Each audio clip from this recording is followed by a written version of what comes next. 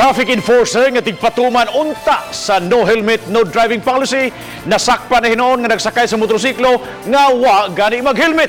Subay ni gi-isyuhan og citation ticket ang hingtungdang traffic enforcer tungod sa tataong kalapasan niya sa lagda sa trapiko.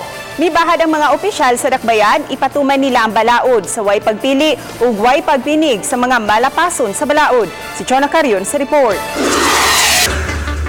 Kuha ang mga hulagway gikan sa usa ka concerned citizen nga gipadala ngadto kang Mayor Samsam Gulyas. Makita nga ang mga traffic enforcer nag-uniforme pa sa city toda nga nag-angkas sa motor nga way helmet. Kaganiha ang mga enforcer gipatawag ni Joy Tumulak, ang traffic czar ug head sa City of Dalisay Traffic Operations Development Authority aron isyuhan og citation ticket.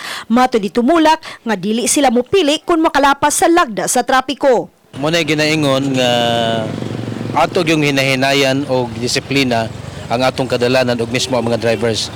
Kay kanus man ta mohimo ani og simbako og magkagrabe na. Gipahibaw usab ni Tumulak nga sugod karong adlaw, dakpo na usab nila ang mga nagparking daplin sa kalsada sa naglain-laing dapit sa dakbayan.